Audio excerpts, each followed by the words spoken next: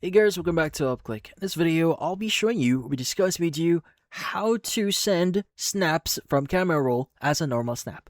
But first, check a special offer in the description. So, let's get started. Now, if you want to send a snap or a photo here as a normal snap from your camera roll, well, this one's going to be really easy. The first thing you want to do is you want to open up Snapchat here. And at the right side, you want to go and click on the drop down button or the arrow pointing down here at the right side. And you want to go and choose director mode.